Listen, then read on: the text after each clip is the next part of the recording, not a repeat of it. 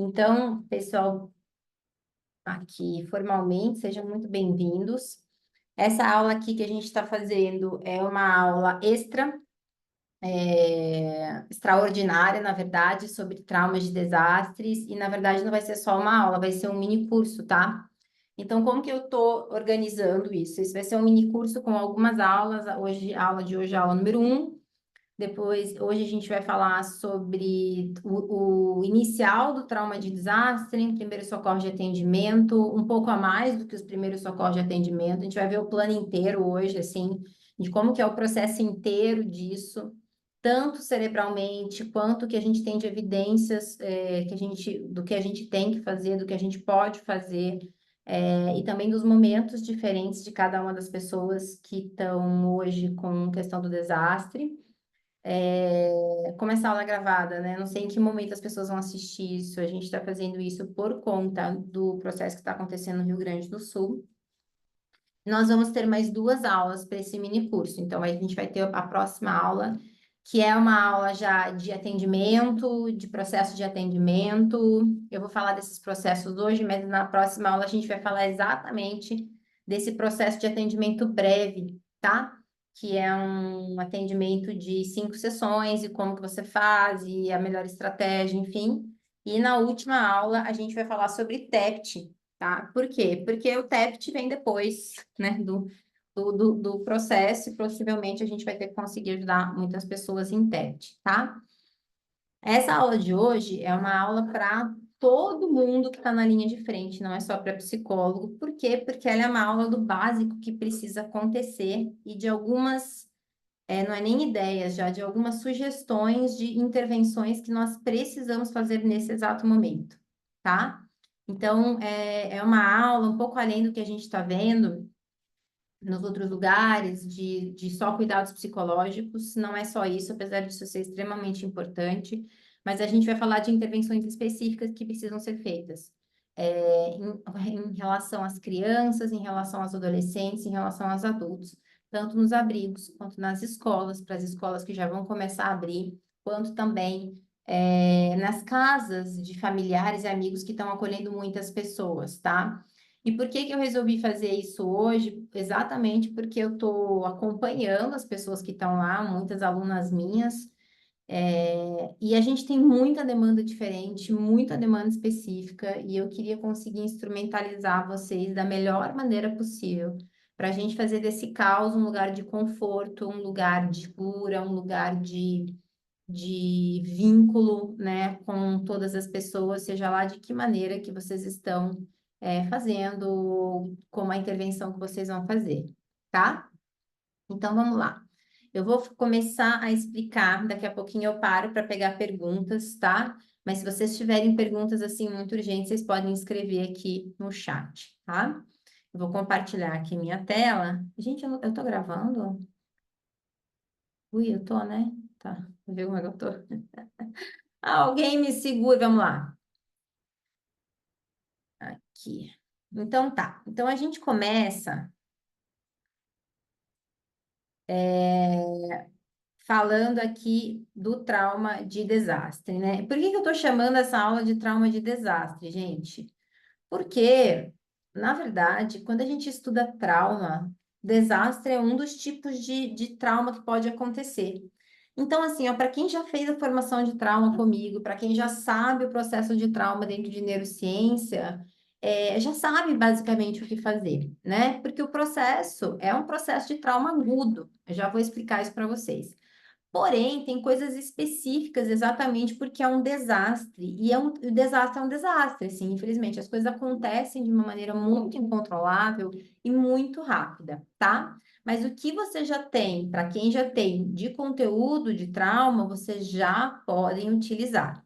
Nessa aula de hoje, a gente vai falar sobre esses tópicos aqui, ó. Trauma, trauma de desastre, emoções e cérebro nesse processo, o que que é essencial de qualquer pessoa que está aí na linha de frente saber, e aí eu tô falando de voluntários, de enfermeiros, de psicólogos, de cuidadores, de professores, de pedagogos, né? Esse pessoal que está ali tentando ajudar.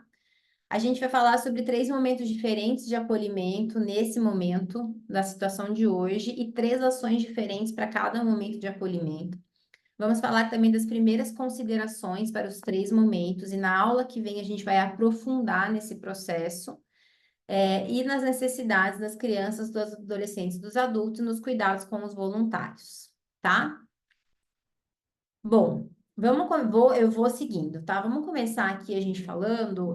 Queria trazer para vocês um pouco só desse contexto, né? Que durante a nossa vida, todos nós, ou a grande maioria, a gente vai experimentar fatores estressantes na vida, né? A grande questão é que dos nossos fatores estressantes que criam o estresse, o trauma é diferente deles, né?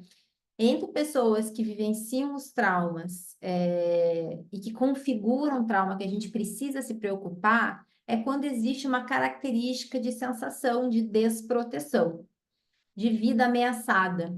Então, seja a minha vida emocional, seja a minha vida financeira, seja a minha vida física, né? Ou quando eu sinto que a vida das outras pessoas estão significativamente ameaçadas, que é o que a gente começa a falar de trauma vicário, né? E o nosso bem-estar e a nossa capacidade de funcionamento são prejudicados por conta desses eventos que estão acontecendo. E por que que eu acho importante isso? Porque só com essa explicação a gente já entende que todo mundo que está de alguma maneira envolvido, está lá, vivendo trauma, perdendo coisas, perdendo gente, ajudando essas pessoas ou ajudando de longe, tá dentro desse lugar. Óbvio que com mais ou menos impacto, né? Mas todos esses indivíduos ficam em sofrimento, tá? Esse trauma individual que a gente está falando, que é o que a gente vai cuidar aqui também, porque ele é um trauma individual e coletivo, ele vem de um evento ou de uma série de eventos ou num conjunto de circunstâncias que é vivenciado por um indivíduo como fisicamente ou emocionalmente prejudicial ou com risco de vida, tá? E que pode ter efeitos adversos duradouros no funcionamento dessa pessoa. Que tipo de funcionamento, Franciele? O que que a gente está fazendo aqui? A gente está aqui evitando é, que essas pessoas fiquem pior. A gente está aqui evitando que elas tenham problemas de saúde mental, tá? E a gente está aqui também como pessoas que cuidam de pessoas, porque somos pessoas, né? A gente não está aqui só nesse processo clínico, técnico, a gente está aqui também como indivíduos, como pessoas civis, né, que estão tentando nem que seja mandar boas vibrações e orar pelas outras pessoas, tá? Então, a gente precisa levar tudo isso em consideração, principalmente quando a gente fala de um trauma de desastre, porque ele impacta todas essas nossas virtudes, todos esses nossos cenários. Bom, vou pular algumas coisas, tá? Que são só coisas para quando vocês lerem o material ele fazer um sentido de leitura, mas na minha explicação não precisa, vocês vão receber esse material em PDF, tá?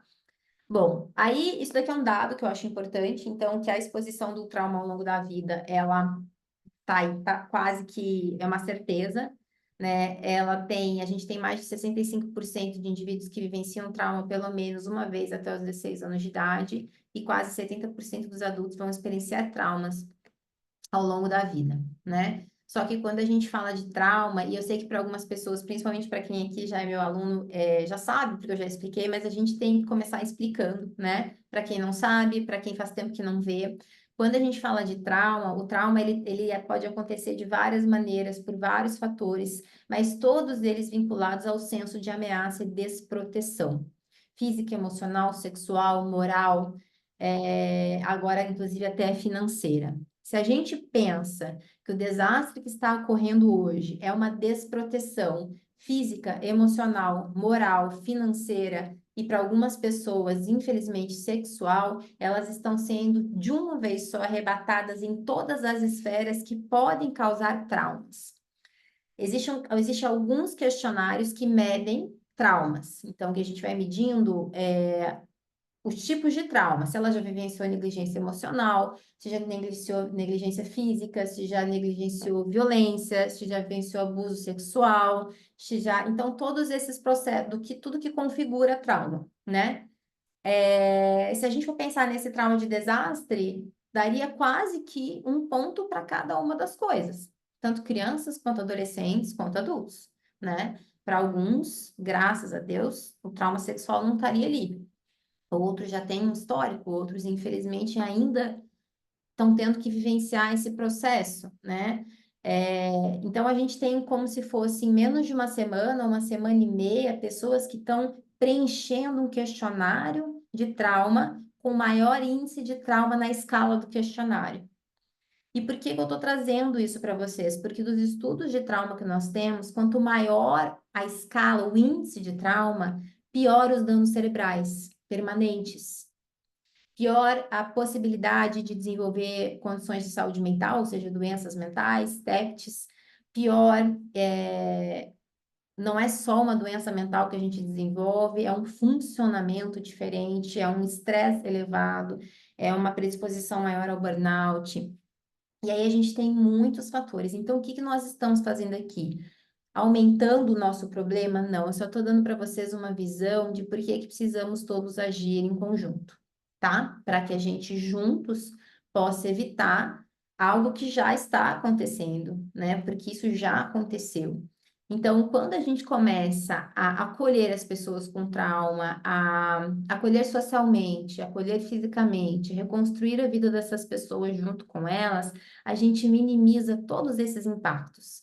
E quanto mais rápido a gente faz, mais a gente minimiza esses impactos. Então, é por isso que a gente está aqui e precisa, inclusive, divulgar esse tipo de material, tá? Então, só para vocês entenderem aqui o que é trauma, o trauma é uma experiência que foi muito mais que eu pude lidar, então, dependendo da pesquisa que vocês verem, é uma experiência diversa, é uma experiência de desproteção, né? É uma experiência de ameaça que sobrecarrega o sistema nervoso de maneira que afeta o funcionamento desse sistema nervoso quase que permanentemente, tá? Para o cérebro com trauma, fragmentar a mente é a melhor maneira de sobreviver. Então, o que que é esse fragmentar a mente, né? A pessoa dissocia, ela começa a ter emoções muito desreguladas como uma maneira de tentar entender o que está acontecendo. Então, o que a gente vai vivenciar hoje, para quem está lá na linha de frente, ou para quem está ajudando essas pessoas, é essa oscilação de emoções, ou é uma mente muito desgastada, ou é uma mente muito ansiosa, ou é uma mente muito compulsiva, como uma tentativa de se adaptar a essa desproteção que é muito forte para o sistema nervoso, tá? E aí a gente tem alguns tipos de trauma: o trauma agudo, o crônico, o complexo e o vicário. O trauma agudo, um único evento traumático, como um desastre. O trauma crônico, experiências traumáticas contínuas e repetitivas. O complexo é o trauma agudo junto com o crônico, que é o que temos agora, né? Porque a gente tem o trauma do desabamento e ele continua, porque as pessoas continuam sem nada, né? Continuam sem voltar para casa. E isso vai continuar, infelizmente, por algum tempo. E o trauma vicário, que é quando a pessoa não vivencia o trauma, mas ela visualiza outras pessoas vivenciando esse sentido de ameaça, tá? E que também afeta o sistema nervoso da pessoa, que é o caso de quem está cuidando das pessoas, né? Ou mesmo algumas pessoas falam: eu não perdi minha casa, ou só fiquei sem luz, ou eu saí da minha casa, mas eu vou voltar. É, mas ao mesmo tempo estou sofrendo demais porque eu estou vendo as pessoas de perto que perderam tudo, tá? E aí a gente precisa sempre falar que todo trauma emocional é também um trauma corporal. Então, não dá para a gente agora, nesse momento, esperar que as pessoas sofram só da mente. Que a gente vai ver sintomas só mentais de confusão. A gente já vai falar sobre esses sintomas. Mas essas pessoas vão ter também sintomas corporais. Essas pessoas também vão ter. A gente tem muitos sintomas associados corporais, tá? E a gente vai falar um pouco deles hoje. Mas nós somos uma coisa só, né? Nós somos o corpo e mente, nosso cérebro conectado com o nosso corpo através do nervo vago.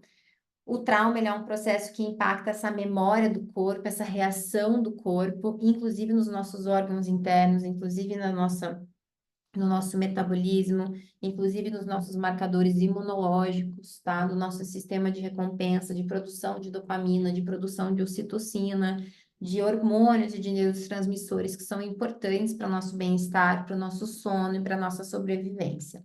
Por que que eu estou dizendo isso? Porque a gente vai precisar cuidar disso tudo, ajudar as pessoas nisso tudo, a gente vai precisar Só a conversa não adianta, né? A gente vai ter que ajudar essas pessoas a reconstruírem vidas, a relaxar o corpo. Muitas não conseguem dormir exatamente porque o corpo fica naquele estado de alerta e a mente também.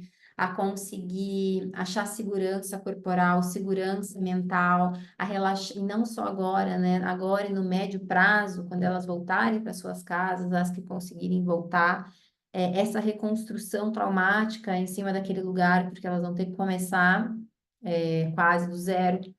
É, então, como que a gente ajuda essas pessoas, essas mentes, esses cérebros, esses corpos, né, essas pessoas a conseguirem reconstituir as suas vidas de uma maneira integrada? E aí, eu acho que vocês devem estar muito ouvindo falar sobre TEPT, trauma de desastre. Existe uma diferença. Então, o trauma de desastre, ele é um tipo de trauma, um trauma complexo, nesse caso, né, de agudo com um trauma de repetição. Isso que está acontecendo agora não configura uma doença de transtorno de estresse pós-traumático, mas pode apresentar atividades duradouras, emocionais, cognitivas, de sono, consumo de álcool, de substâncias, violência, problemas de aprendizagem, distúrbios do sono, tá? O acolhimento precoce, que é o que a gente está fazendo aqui, e vocês já estão fazendo, diminui todos esses riscos. Já o TEPT, que é o transtorno de estresse pós-traumático, geralmente é uma psicopatologia que as pessoas desenvolvem depois de vivenciar esse trauma e geralmente depois dele terminar, que é o caso, por exemplo, dos militares em guerra. Eles desenvolvem o TEPT quando voltam de lá, né? Então, por quê? Porque enquanto a gente está no trauma, na situação de ameaça, o corpo está ali, está tentando sobreviver. Quando volta, é que o cérebro começa a achar que você ainda está lá, mas você já voltou.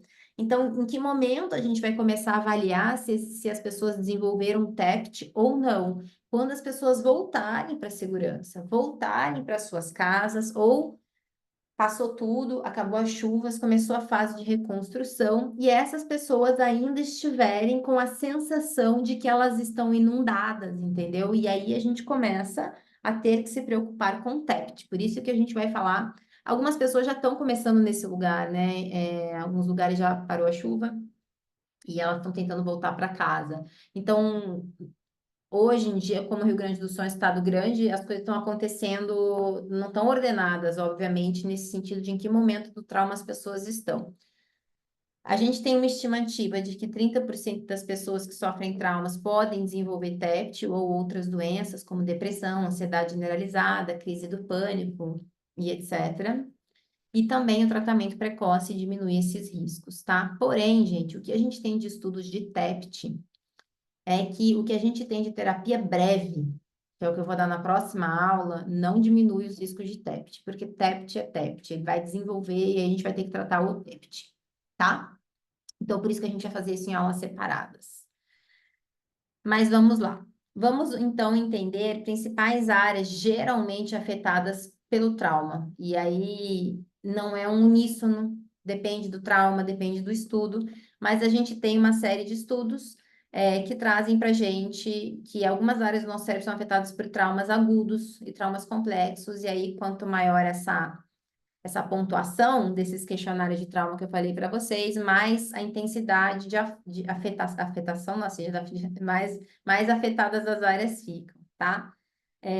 Então, a gente tem áreas afetadas de diminuição de conexão com o córtex pré-frontal, o córtex pré-frontal, que é essa área aqui do cérebro, que é uma das últimas áreas a se desenvolver na nossa vida. Então, crianças e adolescentes não têm essa área ainda totalmente desenvolvida, ele começa a ter uma falta de conexão com as áreas emocionais e também uma baixa ativação para alguns processos de pensamento, de decisão.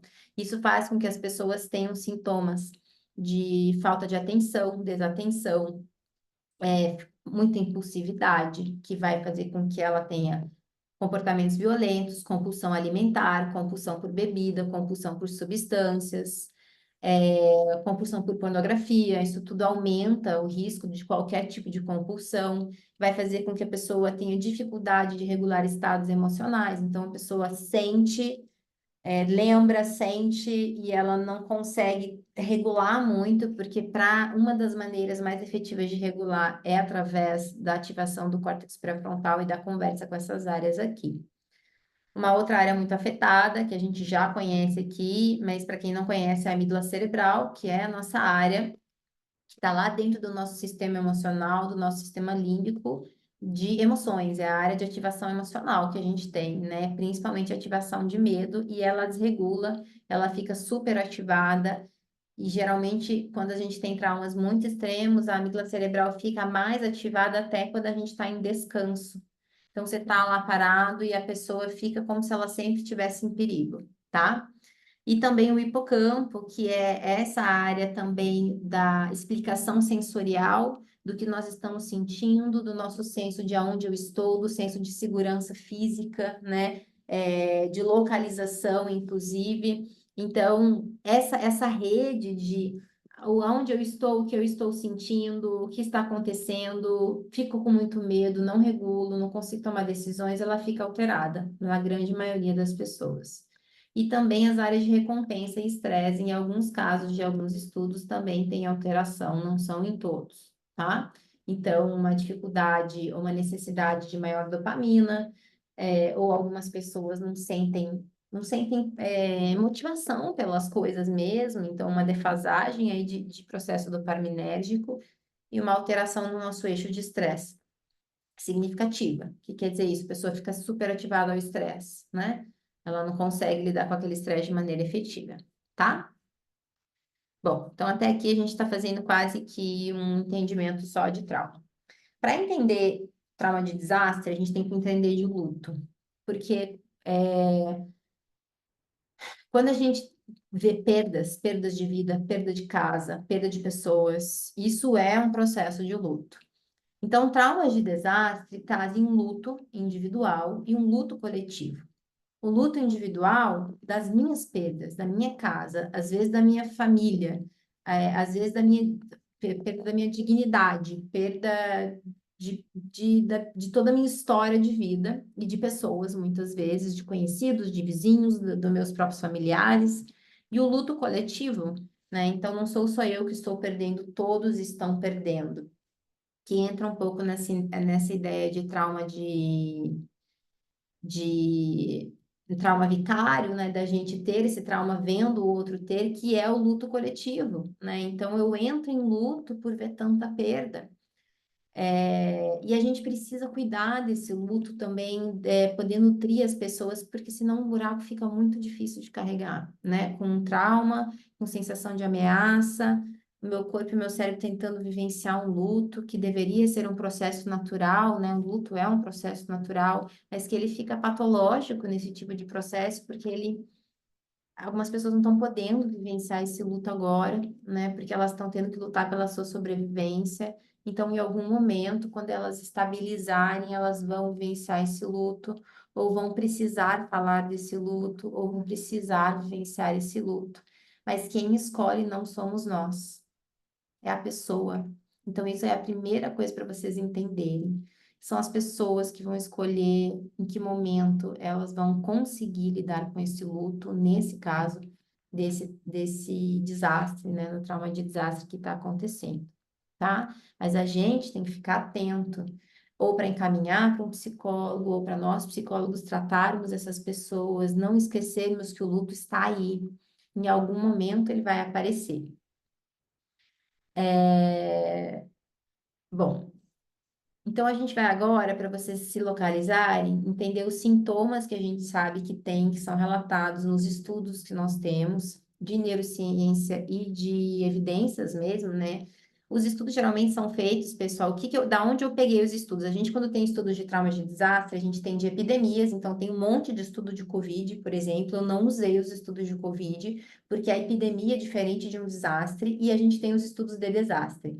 A grande maioria dos estudos de desastre acontecem fora do Brasil, né? E geralmente em países que já têm um plano de desastre, como os Estados Unidos, como o Japão, que tem um desastre, cai tudo, eles reconstroem aquilo, eles já têm um plano de contingência, eles já têm equipe, e quando você vê, está tudo reconstruído, diferente daqui, que não está nada reconstruído. Então, a gente tem que entender aqui o que a gente vai olhar e talvez até olhar com uma intensidade um pouco maior desses sintomas e estar preparado para ajudar a gente e as pessoas desses sintomas, tá? Então, os sintomas relatados nas primeiras semanas, que a gente ainda tá vendo, são esses e a lista poderia ser maior, né? Então, raiva, tristeza, luto. No luto, a gente falando da curva do luto. Então, lá na curva do luto, eu já vou mostrar para vocês aqui, mas a gente vai ter raiva, a gente vai ter barganha, a gente vai ter negação, a gente vai ter depressão, confusão mental. E confusão mental é uma coisa que a gente vai ver muito em muitas pessoas, porque como as pessoas estão com estresse muito alto ali, elas não estão conseguindo tomar decisões, tá? E aí a gente começa a ver, ela não sabe como que ela dá prioridade, ela não sabe se ela deixa a criança, se ela não deixa a criança, ela vai pegar roupa, ela não sabe. E a gente que está ajudando precisa ajudar essas pessoas a entender as prioridades, principalmente as prioridades de segurança. Então, hoje mesmo, uma aluna minha falou, Franciele, muitas pessoas estão deixando os abrigos para ir limpar as suas casas, estão deixando as crianças nos abrigos. Gente, as crianças não podem ficar nos abrigos aos cuidados de alguém que você nunca viu na sua vida. Então, se você é um psicólogo, um professor e você está vendo isso acontecer, fique com as crianças. Ou chame alguém junto que você confia muito. O ideal é que não fique, mas como que esses pais vão levar as crianças para limpar uma casa? Então, eles também não estão conseguindo discernir quem vai limpar e quem fica, mas o ideal é que a gente avise, gente, é importante um de vocês ficar com as crianças, porque as crianças não estão aqui com estranhos, né? E se vocês verem que mesmo assim os pais não forem, fiquem com as crianças. A gente precisa proteger essas crianças, tá? Ou chamem gente, vamos tentar chamar voluntário, avisem as autoridades, avisem os coordenadores dos abrigos para que chamem pessoas, coloquem nas redes para que a gente consiga proteger a segurança física e integridade das crianças, se isso estiver acontecendo. Por que isso que vai acontecer? Por essa confusão mental mesmo, né? Então, dificuldade de foco, sintomas relatados também, insônia, a gente vai ter muita. Insônia é um dos problemas mais relatados nos estudos, e vocês devem estar vendo isso aí, é óbvio, a pessoa, primeiro que a pessoa, principalmente para quem está em abrigo, né? A pessoa não consegue dormir, ela tem várias questões, tem medo, está angustiada, está vivenciando esse estresse crônico, esse trauma muito agudo, tem muitas coisas que vão influenciar aí o sono, tá? E o problema da insônia é que o sono é o principal regulador do nosso funcionamento. O sono, inclusive, é o principal regulador dos nossos processos para que o trauma não se perpetue no nosso sistema nervoso. Então, a gente deveria estar cuidando do sono dessas pessoas para que elas consigam ter mais condições de ficar bem.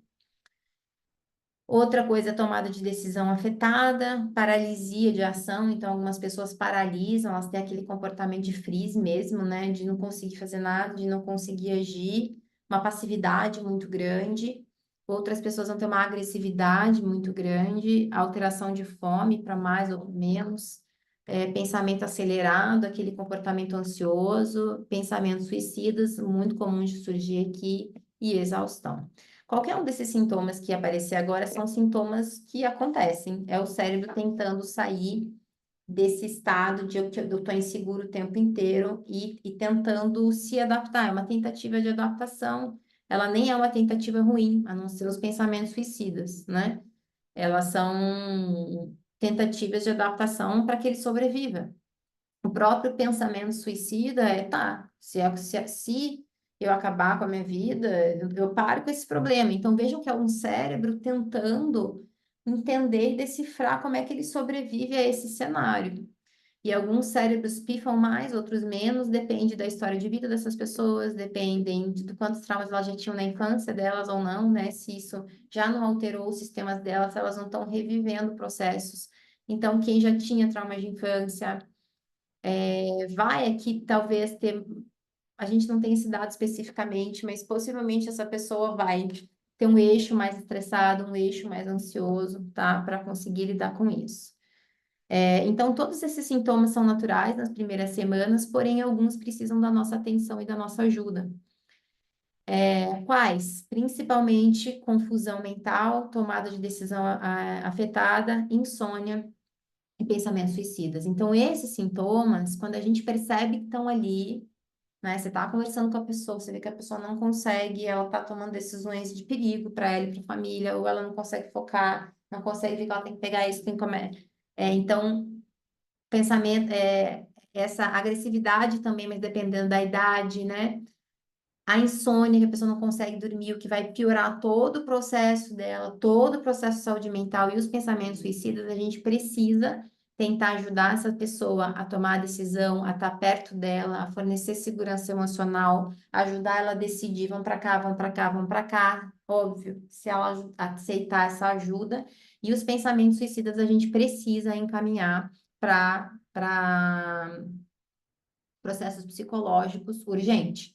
Chama o psicólogo, faz uma consulta ali na hora ou encaminha, essas pessoas precisam de atendimento emergencial, tá? Bom, essas são as das primeiras semanas, tá? O restante dos sintomas, o que que a gente faz? A gente acolhe. Tristeza é normal, não dá para querer que a pessoa fique feliz. A raiva, dependendo da intensidade, pode ser normal. Agora, se a pessoa tiver com raiva, compulsão, raiva, e querendo estar na violência, raiva, com essa confusão mental, aí a gente precisa já trazer a pessoa para o presente, já ir fazendo algumas técnicas, ajudar já essa pessoa a se centrar, oferecer essa segurança para esse cérebro dela sair dessa tentativa de adaptação, tá?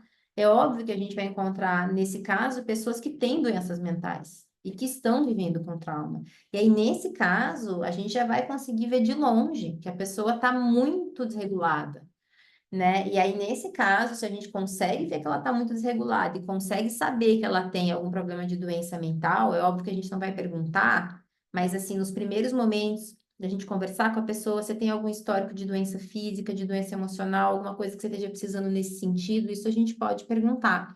E se a pessoa responder, a gente já sabe que ela vai precisar de encaminhamento. Muitas vezes ela está sem medicação, ela precisa de um psicólogo, de um psiquiatra para que não piore o processo ali naquele momento, tá? Então, são coisas que a gente já vai tentando identificar na pergunta, mas na pergunta leve, no tato, no sentido de ajuda, não é uma inquisição, a gente já vai falar sobre isso, né? E também, olha, é normal você estar assim agora, é esperado, você vai sentir mil coisas que você não tá, que você não quer, vai ter dificuldade de tomar decisão, mas eu estou aqui para te ajudar, o que que a gente pode fazer? E aí a gente já começa a acolher essas emoções, a normalizar alguma delas e a oferecer ajuda para outras, não no sentido de, olha, essa emoção a gente precisa cuidar, mas no sentido de, olha, é natural, a gente vai ficar assim, e aí perguntar.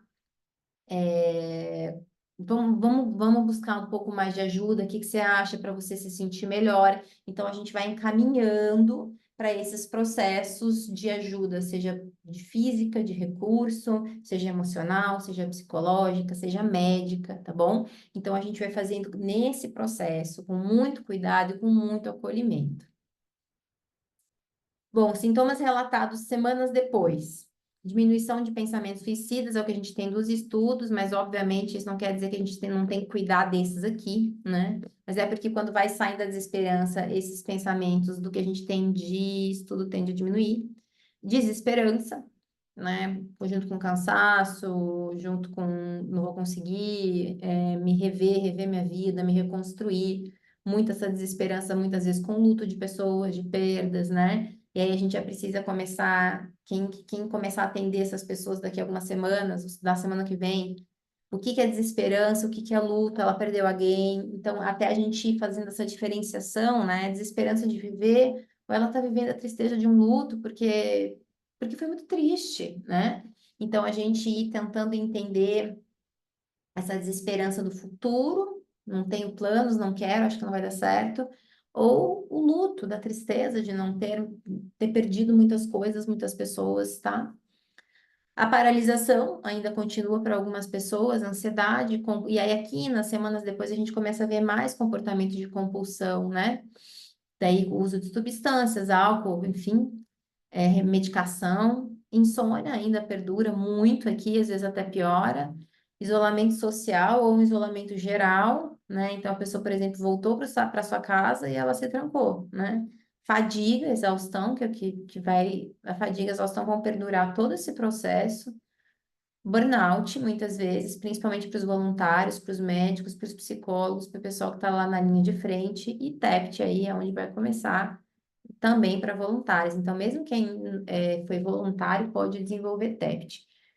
De volta, sintomas esperados dentro de um processo de adaptação neural, porém que precisam muitos deles ser cuidados. Quais? Compulsão, uso de substâncias, pensamentos suicidas, a desesperança, dependendo do nível dela, né? Burnout, TEPT, esses aqui a gente precisa de cuidado, né? Precisa ajudar essas pessoas. E esse daqui é da revisão que eu tirei as informações até agora do que pode acontecer. Então, assim, a gente tem aqui uma reação do trauma de desastre, né? E que pode desenvolver doenças psiquiátricas e ou comportamentos de risco, como álcool, fumo, um controle excessivo pelas coisas, né? Uma dissociação de tempo, de espaço, a pessoa de repente desliga, já não sabe mais aonde que ela está, uma ansiedade de separação, principalmente para crianças e adolescentes e para pessoas que estão passando por luto, diferenças de sono, irritabilidade, distração, isolação, evitação de pessoas, né? E essa dificuldade, esse diminuição de sensação de segurança, que aí vai desenvolver uma maior possibilidade de TEPT, né? Entre as doenças psiquiátricas mais presentes, depressão, transtorno de estresse pós-traumático, ansiedade generalizada e o luto complexo, né? Esse luto que ele vai além do luto normal, né? Um luto que impossibilita a pessoa de fazer suas funções de vida, aonde a desesperança dela é muito grande, aonde ela não se vê mais no mundo sem essas pessoas, essas coisas que ela perdeu, tá? O processo, gente, ele é todo para que a gente consiga construir a resiliência para a pessoa passar por isso daqui da melhor maneira possível, tá? Só que lembrando que quando a gente fala de resiliência, a gente não está falando de endurecimento, a gente não está falando de uma pessoa que vai engolir tudo, a gente está falando de resiliência de construir saúde mental, de construir opções o mais saudável possíveis para que essa pessoa passe por isso com o menor impacto possível mental. Então, é isso que a gente está fazendo aqui, entendeu? Tudo que a gente vai ver de estratégia, ela é para construir resiliência, mas no sentido também de tratamento, tá? Para isso que essas estratégias servem. Bom, vamos falar agora das três idades. Então, para crianças e adolescentes, a resposta psicológica de crianças e adolescentes, ela vai incluir coisas que a gente está observando como adulto. Por isso que tem que ter adulto vendo. Gente, essas crianças não podem ficar sem a gente olhar. E ele falou assim, como é que a gente faz se os pais não estão, eles não estão ali, eles desconectaram, a gente vai ter que ajudar a olhar a escola quando voltar, os voluntários, a gente vai ter que ajudar os pais a ficarem bem para poder olhar, falar, gente, mas o teu filho ainda está precisando de você, né? Como é que a gente te ajuda? E a gente ir tentando intervir para isso bem como outras reações baseadas no estágio de desenvolvimento. Então, o cérebro da criança, que é um cérebro ainda em desenvolvimento, com o córtex pré-frontal imaturo, com a amígdala já sentindo todas as emoções, vai ter muita dificuldade de concatenar o que está acontecendo. E vai apresentar comportamentos estranhos para o adulto, mas que são adaptativos e não podem ser punidos nesse sentido, né? É uma maneira mas às vezes até mal adaptativa da criança tentar. A gente precisa acolher e ajudar ela a reagir também da melhor forma. Essas respostas podem parecer diferentes e podem ser ignoradas facilmente ou interpretadas como birra, né? Não é birra. Às vezes eu penso até, meu, gente, por que que eu tenho que falar isso? Mas eu tenho que falar isso, né? São crianças vivendo um trauma muito pior do que um adulto, porque o cérebro delas é mais imaturo para lidar com esse tanto de desproteção e de ameaça. Os sintomas que a gente vai enxergar, regressão comportamental, então, xixi na cama, cocô na cama, comportamentos de regressão em sentido de desenvolvimento, insônia, irritabilidade, compulsões, às vezes compulsões até com estereotipias, né? Morder o lábio, morder a roupa, começar a se coçar, puxar o cabelo. Então, isso é tudo uma tentativa do corpo em se regular. Comportamentos específicos de um cérebro desregulado, cheira a mão, morde lábio, come, não tem apetite, desregula uma hora quer, uma hora não quer, fala o tempo todo ou se cala totalmente, chora muito, né? Tristeza, isolamento ou uma necessidade de separação, de não ter separação muito grande. Normal, gente, tudo esperado e as crianças, mais do que ninguém, precisam de acolhimento desses processos emocionais. Se os pais não estiverem ali para acolher e estiverem desregulados para acolher, quem é que vai acolher? Então aí a gente acolhe o pai, a mãe, a criança. A gente acha um lugar para essas crianças terem uma interpretação de cenário mais criativa, mais pela brincadeira, que também é uma maneira de acolher as emoções. A gente cria estratégias, a gente cria escola onde não tem, a gente cria atividade onde não tem, a gente cria. Então, é isso que eu queria que vocês pudessem começar a fazer, ajudar as pessoas a pensar. Quem está longe, quem está perto, como que a gente vai desenvolvendo dentro dos abrigos, ou agora nas escolas, ou dentro das próprias famílias e das casas, esses processos lúdicos, de desenvolvimento, de acolhimento das crianças e dos adolescentes, porque os pais delas talvez não tenham condições de fazer isso nesse momento. Aí a gente vai ter que avaliar em algum momento a possibilidade de transtorno de estresse pós-traumático, depressão e ansiedade nessas crianças, e a maneira de avaliar é um pouco diferente do adulto, porque às vezes da criança a gente também passa despercebido, vai ser uma dificuldade escolar muito grande, a criança sempre assustada, um xixi na cama que não para de cessar, mas a gente vai falar disso em outra aula. Esses transtornos ocorrem após desastres, né, e resultam em considerável morbilidade e mortalidade, e por isso que a gente precisa ter essas intervenções o quanto antes. E as respostas mais comuns é de angústia e comportamento de risco à saúde, né? Então, às vezes, até a criança se coçar, até se machucar, essas coisas a gente tem que tentar acessar e ver, ajudar essa criança a lidar com seus processos emocionais, tá? Bom, isso aqui é mais informação. E aí a gente tem, para que vocês entendam isso, a gente tem um estudo sobre as fases quando existe um desastre comunitário. Eu acho importante vocês entenderem essas fases, porque para cada fase a gente vai ter um tipo de alteração comportamental e de saúde mental.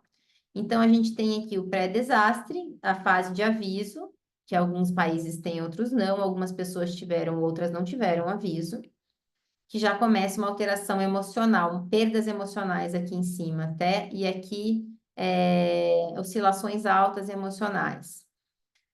Aí a pessoa que no processo emocional aqui vai ter o impacto, então aqui o desastre aconteceu, né? Ela saiu de casa, enfim.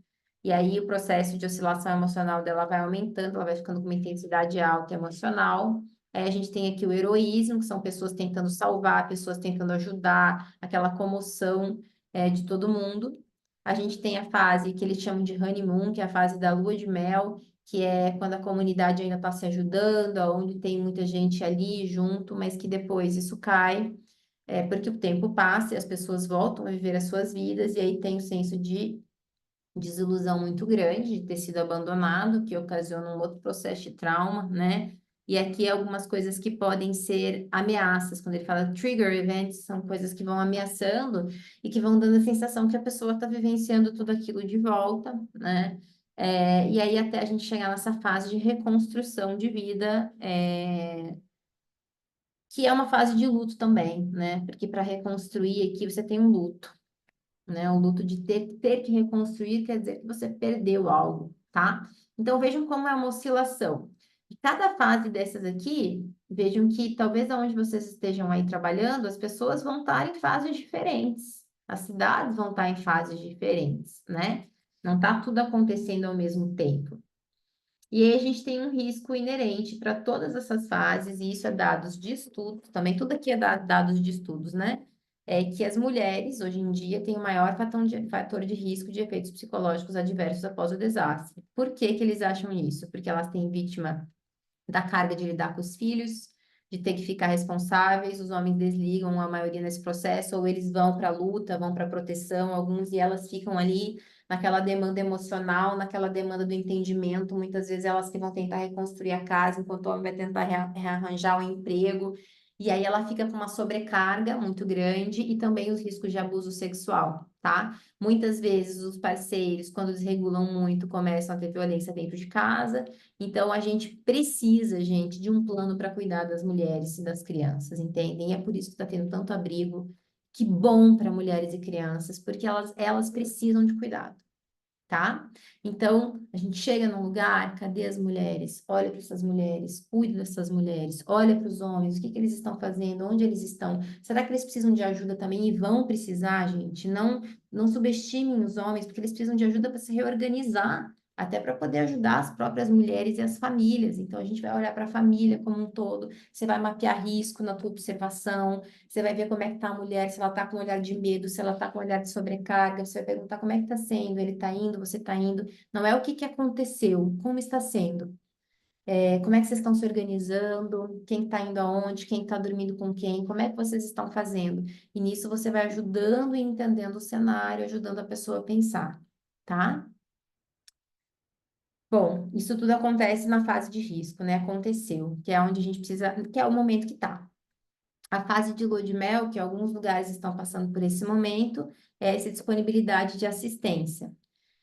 Eu não sei se a gente tem ou não tem, né? Porque a gente está tendo, graças a Deus, muita ajuda, alguns abrigos mais que outros, mas não está sendo suficiente para todo mundo, né? Mas é uma fase de vínculo comunitário, e esse vínculo comunitário, ele é muito curativo. Então, a gente precisa investir nesse vínculo comunitário, de curto, médio e longo prazo, tá? Aí é aqui que a gente devolve a esperança, os sobreviventes, eles ficam esperançosos, otimistas, por quê? Porque eles têm ajuda social, porque as pessoas estão aqui, porque eu não estou me sentindo sozinho, tá?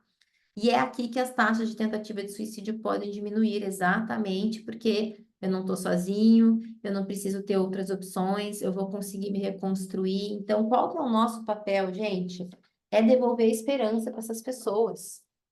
Como? Com suporte, com afeto, com encaminhamentos para médicos, para psicólogos, formando estruturas nos abrigos para as crianças e para os adolescentes, ajudando mães, pais e famílias a se reconstituírem, a pensarem em soluções ali dentro, ajudando as escolas a se reconstituírem para acolherem as crianças o mais rápido possível, ajudando os professores das escolas a se reconstituírem para acolherem as crianças o mais rápido possível, tá? E na fase de reconstrução, que geralmente é onde o governo ajuda, mas de volta, isso daqui é um estudo feito com países que já têm esse plano de contingência, tá? Então, a maioria tem ajuda mesmo, e ele se reconstrói muito rapidamente, tá?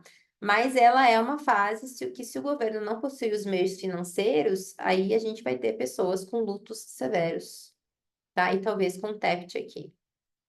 Então, nesse momento, dependendo da onde a pessoa está, que você está ajudando ela, seja no presencial, ou aqui talvez você já esteja ajudando online, porque ela já voltou para casa, mas não tem nada na casa dela, e ela perdeu o emprego, por exemplo, ou ela está na casa de um familiar, e, enfim, ela tem um teto, mas ela é o que ela tem, a gente vai precisar dar muito amparo de esperança para que essas pessoas possam continuar, tá? Deixa eu ver que horas são, gente. E a fase de desilusão, né? Que é nessa decepção, à medida que as agências e as urgências de assistência diminuem, os grupos de voluntário exaurem, voltam para os seus trabalhos, voltam para a sua vida, e aí essas pessoas ficam com esse buraco. Então, um dos objetivos de eu estar fazendo essa formação aqui, e eu, Leliane, as pessoas que a gente está se unindo, o Papo em Família, que é esse canal que vai estar ajudando a gente com recursos para essas pessoas e com todo o processo que eles estão ajudando a gente a criar, é para que a gente faça o seguinte, para que a gente não abandone essas pessoas, pelo menos emocionalmente e nos recursos que a gente puder angariar.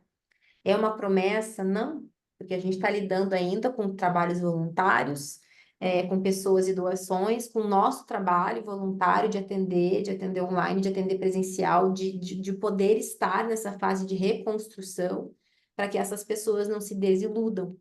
Então, é um projeto que a gente está fazendo, ele é um projeto de médio a longo prazo, a gente entende que vai ter que ficar aí alguns meses ajudando essas pessoas. É, eu aqui capacitando, ajudando, supervisionando, Liliane também junto, e a gente se unindo, papo em família. Então, a gente está se unindo entre várias pessoas e entidades para conseguir fazer com que essa fase de desilusão não chegue. E vocês que estão aqui participando, para que vocês também se sintam acolhidos, que também não serão abandonados, para que juntos a gente continue ajudando essas pessoas, tá? E aqui os sobreviventes podem ficar fisicamente exaustos, né, devido às crescentes demandas múltiplas. Então, alguns de vocês que já sabem sobre exaustão já estão vendo isso. E aqui entra a gente ajudar com técnicas de exaustão, com reelaboração de rotina, que é o que a gente vai ter que fazer, que é o que a gente vai ter que lembrar, que é o que a gente vai ter que botar na nossa. Não, eu vou ter que ajudar essa pessoa porque ela está muito esgotada, né? Então, como que eu ajudo ela a parar um dia, parar 2 dias? Porque, sabe, gente, essa orientação de liderança, ela é importante. Peraí.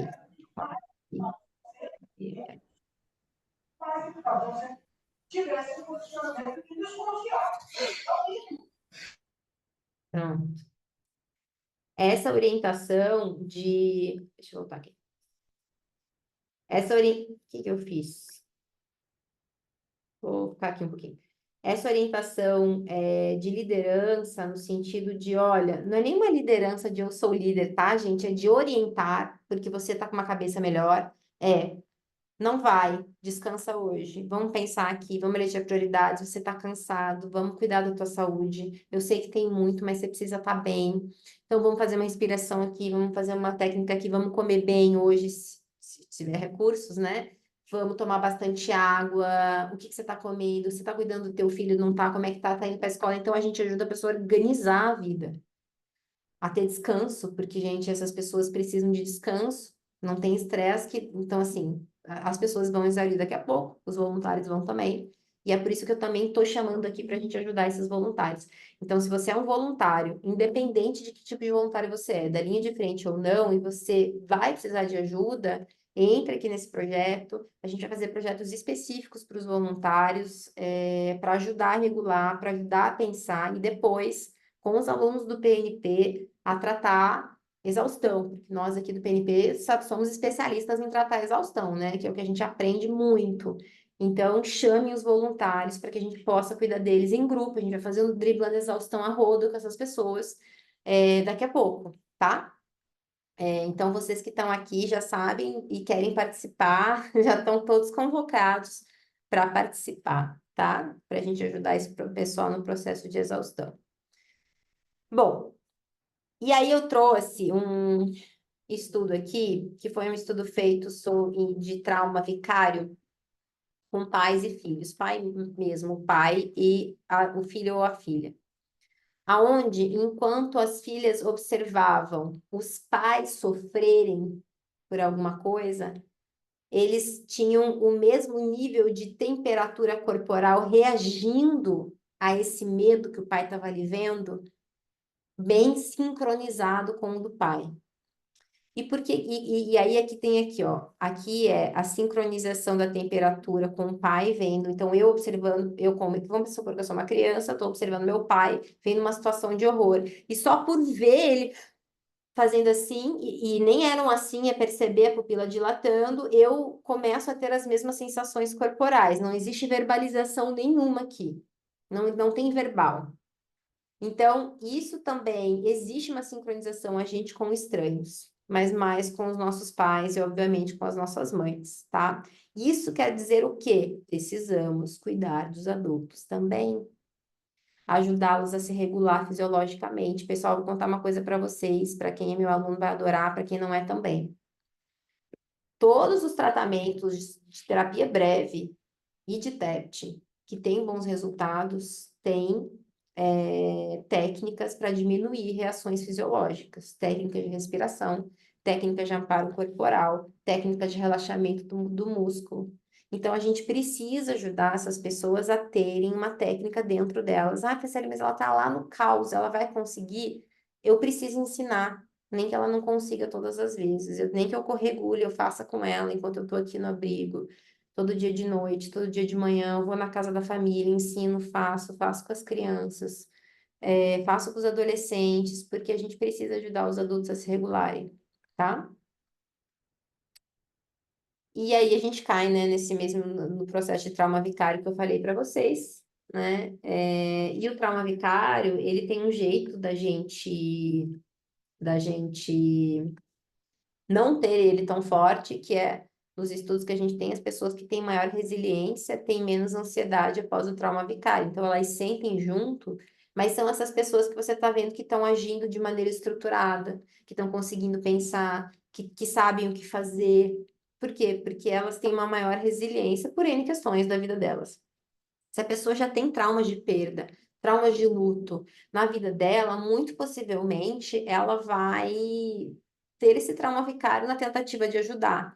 Então, eu falei, sério, todo voluntário deve ajudar, todo psicólogo deve ajudar. Gente, a gente não pode negar ajuda, né? Se você quer ajudar, as pessoas estão precisando, a gente ajuda, todo mundo deve ajudar. Porém, a gente precisa entender, e principalmente profissionais da saúde, se você não está sendo ativado com seus próprios traumas, né? E aí, vicariamente, você está desordenado, desregulando, cada hora você pensa uma coisa, existe confusão na sua fala, existe ansiedade na sua respiração, porque daí então primeiro você se acalma, primeiro você se regula para depois você ter condições de ajudar, tá? E a gente também tem que poder ajudar a gente, nós, entre nós, né, para poder fazer isso, sim, tá? Bom, vamos construir soluções. O que precisa ser feito? Então, a gente tem 3 ações. Primeiro, socorros psicológicos, que aí tem um monte de treinamento online, mas eu vou falar rapidamente sobre isso. Que é logo após ou durante o desastre. Então, a pessoa que ainda está no abrigo, a que acabou de sair de casa, né? A que acabou de chegar no abrigo. O acolhimento emocional, que aí é um segundo processo, ou muitas vezes ele é junto, né, com esse primeiro socorro, e aí a gente já está tratando com prevenção desse trauma, prevenção desse TEPT, que é logo após e durante algumas semanas após o desastre. Então, o caos continua, aí vem aquela fase da lua de mel, a desilusão, tá? E a gente não sabe, no caso de agora, quanto tempo vai ser, e cada lugar está num tempo diferente. Então, é importante vocês mapearem isso para vocês que estão ajudando. Aonde que está essa pessoa? Essa é a primeira pergunta que eu falaria. De onde ela está vindo? Com quem que ela está? Que família que ela está aqui? E em que momento ela está? Para quê? Para você entender o que vem de mais possibilidade e como que você vai ser mais efetivo, tá? E aí a gente tem um terceiro estágio de tratamento psicológico para as pessoas que vão precisar, porque não conseguiram passar por esses dois aqui, ó, e acalmar depois. Porque esses dois aqui, ó, esse estágio aqui e esse, vai ter oscilação, e a gente ali ajudando. A pessoa oscila e a gente ajuda, a pessoa oscila e a gente ajuda. Não, a gente, que eu digo todos, né? Aqui é todos, envolve todo mundo, né? Inclusive no mundo inteiro envolve todo mundo. Mas aí, quando começa a isso não ser suficiente, a pessoa precisa voltar para a vida e ela tá com sintomas muito elevados, aí a gente precisa ter um tratamento psicológico, ou focado em trauma, ou em TEPT, depressão e transtornos possíveis. Então, a gente vai chegar nessa fase e essas pessoas vão precisar de ajuda. Então, a gente também tem que estar preparado para essa fase, tá? E aí, eu fiz um quadro aqui, e esse quadro é meu. Em cima de todos os estudos, eu desenhei um quadro do que a gente precisa olhar para enxergar o sistema e não nos perder nas demandas. Então, a gente tem um quadro de voluntários, essas pessoas precisam de orientação, que é o que a gente está fazendo aqui, de ajuda psicológica, de, em algum momento, tratamento de exaustão, entender exatamente como que elas podem ajudar as crianças, os adolescentes, as mães, os pais. A gente tem as crianças que precisam de intervenções a todo momento, muitas, as crianças precisam demais, os adolescentes, muito demais, porque o que a gente mais tem são adolescentes que vão ter insônia depois, problemas de saúde mental e começar a uso de substância de álcool, é o que a gente tem de evidências, então a gente precisa cuidar desses adolescentes já.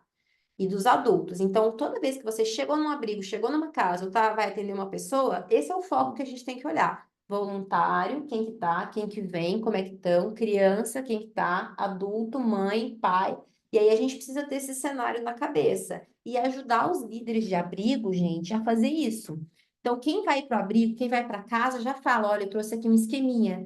Eu vou tirar aqui, vocês tiram um print, isso aqui, para você chegar e fazer um esqueminha ali. O que que tem, como é que tá, estado emocional da criança, quantos voluntários, quem são, como é que estão os adultos, como é que não estão, tá tendo recreação, não tem, criança tem brinquedo, não tem, elas estão sozinhas, não estão, Adolescente está onde? O que que esse adolescente está fazendo o dia inteiro? Como é que está a saúde mental desses adultos aqui? Então, a gente faz esse mapeamento geral. Para quê? Para poder ajudar de maneira mais efetiva, chamar gente para ajudar, chamar colegas ou a gente mesmo fazer. E aí aqui entender, tá no abrigo, que recurso que esse abrigo está recebendo, está faltando recurso, está faltando segurança, tem liderança esse abrigo? Eu posso conversar com a liderança também está precisando de ajuda, então vejam que é um mapeamento da onde a gente está ajudando. É a melhor maneira da gente ajudar a gente fazer esses mapeamentos para a gente entender como se fosse um mapinha e ensinar para o líder do abrigo, dê esse treinamento para o líder do abrigo. Se tem um voluntário que está lá, fala assim, deixa eu te ensinar o que eu estou aprendendo, porque aí vocês, inclusive, dividem responsabilidades, pedem outros voluntários, inclusive pelas redes sociais. Pessoal, precisamos de voluntários para isso. Óbvio que para criança, você não vai pedir nas redes sociais. E adolescente, porque pode vir gente de má índole, mas você vai pedir para as pessoas de contato, para os grupos de contato, né? Para a própria segurança pública. Então, você vai entendendo o que precisa e diminui aquela sensação de que eu faço tudo e não faço nada, sabe? Então, eu acho que esse mapa é um mapa do que está acontecendo, pode ajudar muito vocês. Então, quem são essas pessoas, como elas estão e o que elas estão precisando no momento, levando em consideração o que eu vou trazer agora, que vocês também tirem print para fazer mapeamento. Primeiro, posso ajudar? Então, pessoas com muita ansiedade em ajudar, podem. Mas, gente, pode acabar atrapalhando. Então, primeiro, chama alguém aqui no meu grupo do PNP, voluntário mesmo, faz técnica, que seja online, para se regular no processo emocional. As meninas estão aqui disponíveis, a gente tem mais de 70 pessoas disponíveis para ajudar vocês, se regula e daí vai, tá? Lembre-se que todos estão impactados, então antes de ajudar, regule-se, beleza? Ajudar a comunidade. Então, eu vou passar.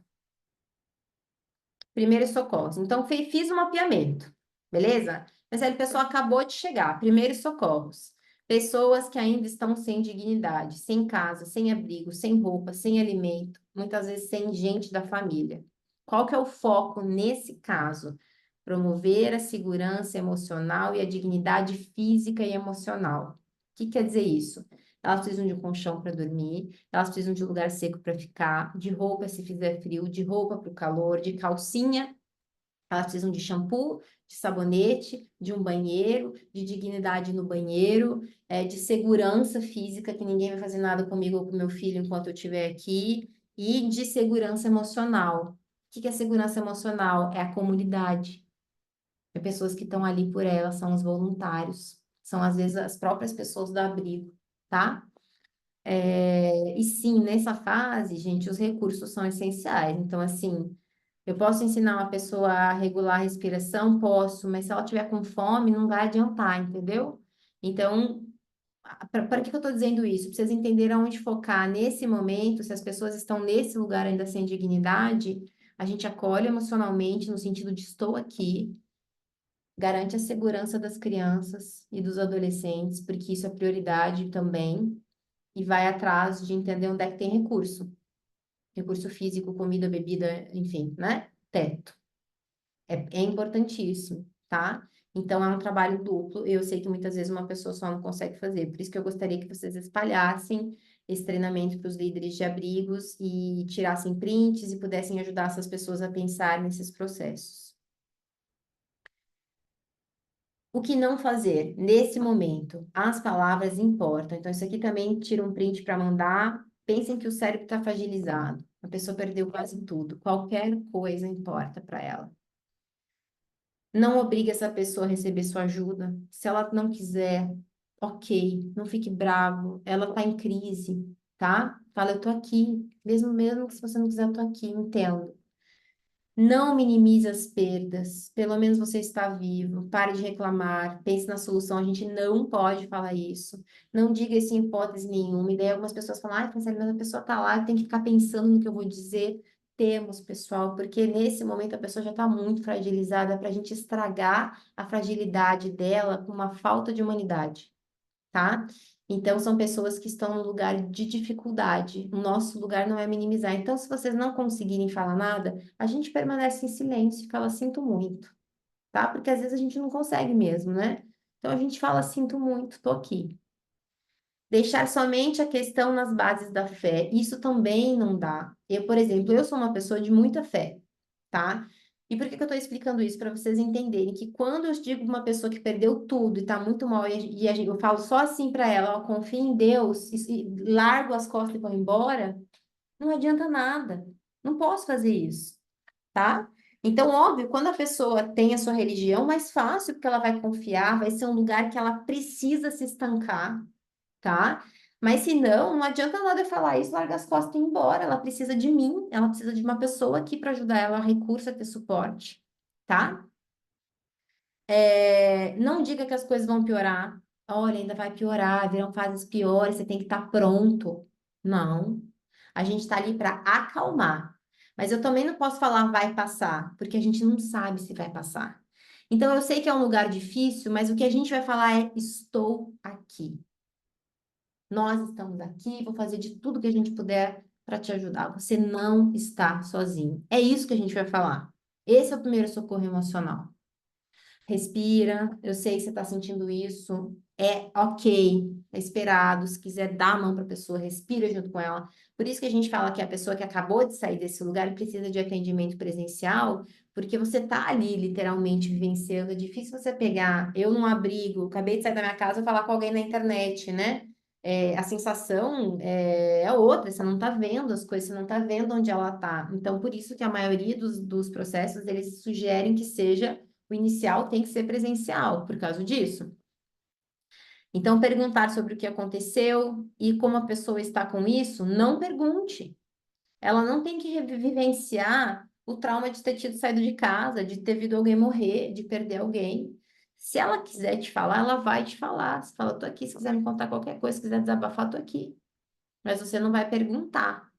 Ao invés disso, diga que tudo que estiver sentindo será acolhido. O foco é proteger essa pessoa, a família dela, e daqui para frente, vamos junto. É esse o foco, tá? Dos primeiros socorros.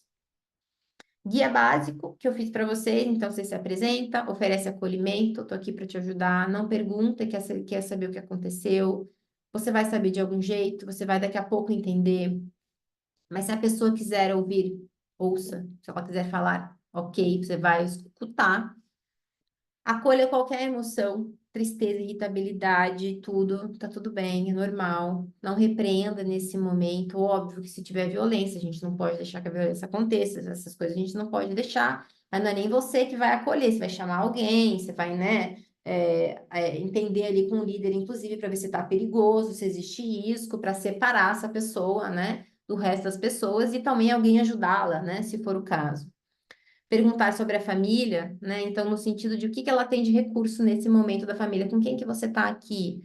Então, tá com essas pessoas, com os teus filhos, anote, né? Você tem, orienta, vocês têm roupa, vocês não têm, vai ajudando a pessoa a pensar. Tem comida, não tem? Como é que vocês estão fazendo para alimentação? Escova de dente. Então, você vai ajudando a pessoa a pensar, porque a gente até pode perguntar o que que você precisa, mas vamos lembrar que a maioria das pessoas está desorientada, né?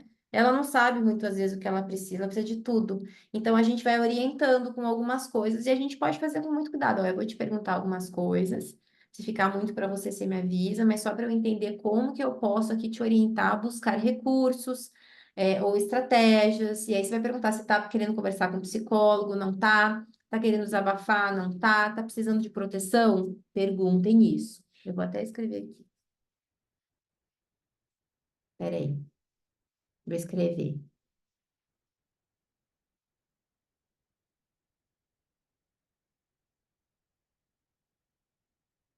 Você está precisando de proteção. E você pode perguntar isso para as crianças também, tá? E aí você vai ajudando a pessoa com esse checklist do que ela está precisando. Se a pessoa tiver filhos e for mulher, vamos lembrar desse cuidado, desse risco. A gente precisa cuidar mais. Atente para onde ela está, se ela está em segurança, com quem que ela está. Isso a gente pode perguntar, entender, falar se ela está se sentindo segura aqui, não está. Onde estão os filhos dela, com quem que eles estão ficando durante o dia. A gente precisa entender até para promover ações de segurança e qualidade ali dentro do abrigo ou dentro da família, porque às vezes, né, gente, você vai visitar uma família Tem lá 20 pessoas na casa, 15, às vezes as crianças estão desprotegidas. Então, mesmo em casas, a gente precisa saber, tá? Abrigos devem ter programas para acolher as crianças e adolescentes. Pessoal, criem esses programas. Horário, todo dia às 3 da tarde a gente vai tentar conseguir voluntários para distrair, para brincar, para trazer coisa de desenho, para conseguir massinha, para trazer, para deixar essas crianças, ou para cantar, para ligar uma música, para dançar. É criança, e elas precisam desses horários todos os dias, porque para elas é muito estressante ficar nesse ambiente, elas não devem ficar nesse ambiente da angústia o dia inteiro. Elas têm que ter o mínimo de normalidade. O que que é a normalidade para uma criança? Segurança e brincadeira e afeto, tá? Então, esses três pilares. Segurança, vou até escrever aqui, brincadeira e afeto. Vou escrever, porque às vezes eu vou lembrando das coisas e acho melhor ficar bem claro aqui para vocês, tá? E aí, no caso de observar que é necessário, ajude na busca de abrigos específicos para mulheres e crianças. A gente já tem alguns em todas as cidades. E na iminência de perigo, contate imediatamente as autoridades. Ainda no guia básico, quando em acolhimento na casa dos familiares, o processo segue o mesmo, mas é possível que a pessoa já tenha outras demandas. Agora eu preciso voltar a trabalhar, eu preciso, enfim, ter leite para os meus filhos, eu preciso achar não sei o quê, documentos, né? Enfim. Então é outra demanda, mas mesmo assim são demandas, tá? Avalie se a pessoa precisa de ajuda emocional, se ela está em pânico, se ela está em transe emocional, se ela está dissociando, se ela está desregulando e se você não for psicólogo, fala, vamos te encaminhar para uma pessoa para te ajudar. Estou vendo que você está com dificuldade dessa atenção. Vamos, tem pessoas legais, posso pedir para alguém vir aqui? Ou quando a pessoa já está na casa de alguém, talvez um atendimento daí de uma outra modalidade, se ela já puder, tá? Ajude a achar essas ajudas. Então, aí, listas, as listas de voluntários de psicologia, o CRP está com uma lista grande, tanto que eles fecharam. A gente aqui no PNP tem lista, o grupo da Liliane eu sei que vai ter lista, então a gente está fazendo listas, tá? De pessoas que vão ser voluntárias. Só prometo que pode cumprir, e se preciso, agende um retorno. Olha, eu volto daqui a 2 dias, olha, eu volto no final de semana que vem. E aí você agenda para ela ter essa segurança emocional, sabe, de não estar sozinha. Quando no abrigo, busque soluções com pares para não sobrecarregar vocês. O líder do abrigo, os psicólogos, os pedagogos, os professores, os voluntários, os terapeutas, todo mundo que estiver no abrigo, gente, de voluntário ou não. Monte pequenos projetos de distração. Então, às vezes, pega alguém do próprio abrigo, que está lá, vai distrair a própria pessoa.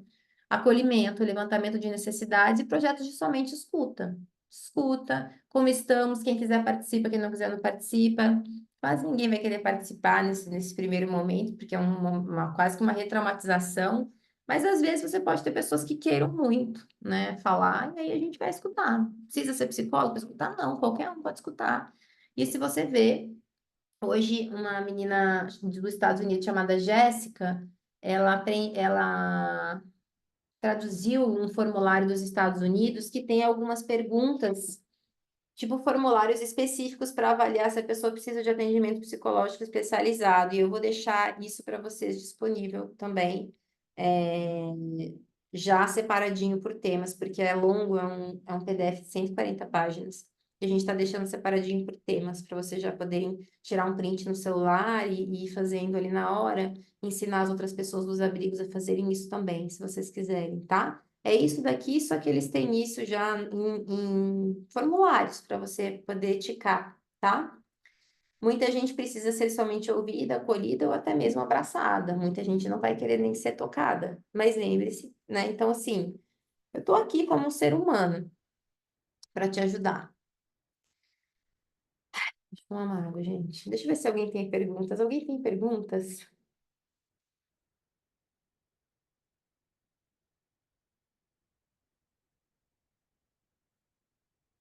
Não? Oi. Eu tenho uma pergunta, que inclusive é uma coisa que tem me questionado muito, sobre essas pessoas que têm realizado assaltos durante, né, esse momento. E Hum, realmente, assim, eu não soube explicar hum. o que seria isso de fato. Se é uma reação Tá. também, Não, né? não é uma reação. Tá grande. Assim, né, Thaís, a gente não tem como saber. Você não está avaliando essas pessoas, conversando, fazendo uma avaliação psicológica. Mas na grande maioria são pessoas de má índole que estão se aproveitando mesmo, como vai ter, infelizmente. E como está tendo pessoas abusando, as facções que estão roubando, né? Geralmente são facções que estão fazendo isso já, sabe? Eram pessoas que já roubavam e estão se aproveitando. Sim, Tem como dizer se alguma dessas pessoas é um distúrbio que ela desenvolveu nesse momento? Não tem, a não ser que a gente avalie cada uma delas, entendeu? entendi. Tá? É, porque é uma coisa que tem batido bastante em quem está aqui do outro lado, né? Uhum. Percebi isso, é um dos grandes questionamentos, assim, que gera até revolta, Uhum. né, nas pessoas. É, mas aí não tem que fazer, tem que prender essas pessoas, entendeu? O que também não está acontecendo. E o nosso Sim, foco não é nem entender o que essas pessoas estão fazendo, é proteger as outras pessoas disso, né, nesse momento, tá? tá ótimo. É, uma pessoa colocou aqui, que ele disse que tem que tratar o luto. Eu já falei de luto, tá? E aí depois vocês voltam na aula para ver um pouquinho do que eu falei sobre o luto. Oi, pode falar. Eu acho que tem uma questão que é saúde pública também, que é decorrente de vício, né? É Sim. muito sério. Eles É. também perderam tudo, eles também precisam de suporte. É claro que a gente também não vai conseguir agora dar, mas eu acho que a gente tem que ter essa compreensão. É bem grave, é bem grave. É, não só de Então, vício, muitos não que são estavam nos ladrões, hospitais, que estão doentes, que estão, enfim, a gente vai ter muitos problemas. muitos não são ladrões, é o vício ativo, né? É a dependência química gritando pela substância. Eles Né? pegam o que tem pela frente, gente. É, Essa mas é uma aí questão eles de vão conseguir saúde. aonde a droga? Eles conseguem, alguns abrigos, inclusive, têm venda dentro. Ah, então, uma ideia das facções e dos processos já estabelecidos, Sim, né? São esses os sim, problemas da cidade que agora estão esses sendo sim são abrigo. aproveitadores, né? Esses sim estão se aproveitando da doença, né? É, mas aí de volta, nesse caso, o que que a gente faz? A gente chama as autoridades, porque não é a Com gente que vai ajudar, certeza. entendem? Nem tem como a gente ajudar isso nesse momento, Mas tá? eu acho que a gente tem que ter esse olhar, assim, sabe, de... É difícil, né? É É difícil, difícil, assim, mas, porque eles Michele, são olha só. espancados, eles são... É difícil, mas nesse momento, uma pessoa viciada em abstinência que está roubando pode fazer mal a outras pessoas. Sim, Porque ela está sim, em abstinência. Então, a gente precisa proteger as pessoas. Então, o que que a gente precisa fazer? Avisar as autoridades para tirar essas pessoas ali daquele meio do abrigo. Elas não podem ficar ali, elas vão ter que ir para um outro lugar, entendeu? É um problema de sim. saúde pública mesmo, porque para É onde saúde pública, porque elas também estão doentes, né? Elas também precisavam de suporte, né? Diferente do cara que está vendendo droga, aquele que é um problema de polícia, né?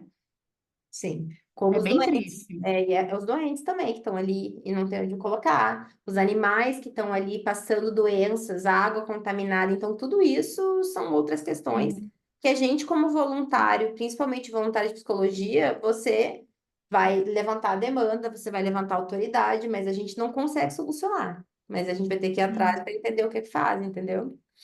sim, Tá? É mais nesse sentido. Então, se tem risco de perigo de saúde de pessoas, a gente precisa notificar e precisa ser afastado, gente. Vamos pensar. A pessoa já está em perigo, tem crianças em quase em todos os abrigos, adolescentes, não, essas pessoas não podem ficar com pessoas de risco ali dentro. Não importa de onde vem o risco, entendem? Ou por que vem o risco. Isso é um problema de saúde pública? É, porque o que que o voluntário vai fazer, né? Você vai tirar a pessoa dali, vai levar para onde? Ainda mais quando são pessoas, enfim. E aí precisa notificar as autoridades, a gente tem que fazer barulho, porque senão é muito difícil mesmo, tá? Senão ninguém nem vai saber que isso está existindo.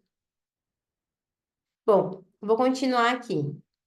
As intervenções com crianças. O que que todo mundo que está lá como voluntário ou em qualquer lugar de voluntariado pode fazer?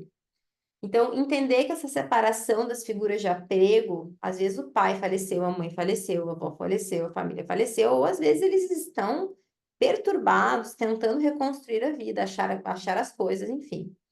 ela é muito interruptiva para uma criança. Então, a gente precisa entender esse cenário e promover ações, horários, rotinas. Por que horário e rotina? Para dar um mínimo de senso de normalidade, sabe? Então, se a escola puder voltar a funcionar, ela volta a funcionar. Não vai ter prova, como acho que foi a prova, a Michelle que falou, a escola queria estava falando do calendário de prova, não é a hora de você falar, mas é a hora de você voltar à normalidade, trazer as crianças para dentro da escola, para quê? Crianças e adolescentes, tá? Para que eles tenham uma rotina, ou dentro do abrigo, ou dentro das famílias, para que essas pessoas estabeleçam. E aí a gente precisa levantar recursos, cartilhas, material de desenho, brinquedos para que elas possam brincar durante o dia, livros para que elas possam ler. Me perguntaram aqui de videogame. Não é o ideal nesse momento. Primeiro, porque vai dar briga de videogame, que você não vai ter só uma criança no abrigo, e nem numa casa, e nem numa escola. E segundo, porque a substituição da normalidade por um videogame não é o ideal. A substituição é ideal pelo convívio social, por brincadeiras que estimulem a criatividade, essas coisas, tá? Ar livre, quando parar de chover, todas essas coisas. E recursos educacionais de apoio para os pais e professores. Então, acho que a gente também pode orientar isso, orientar pais, orientar professores, né, e outros funcionários escolares para diminuir a angústia através da regulação emocional, ensinar técnicas de respiração para eles fazerem, para eles ensinarem as crianças, falar, gente, quanto mais movimento, melhor, apostar corrida, fazer dança, ir para lá, ir para cá, ler, criar todos esses movimentos. De rotina, que façam a criança se mexer, que façam a criança socializar, que façam ela brincar, e o adolescente também vão ajudar. E quando a criança e o adolescente não quiserem, precisamos respeitá-los, mas mantê-los em segurança, tá? Porque eles também estão passando por processos de luto, tá? E avaliar se elas estão num sofrimento muito intenso, que já pode ter desenvolvido um TEPT, né? E aí encaminhar para tratamento psicológico, tá?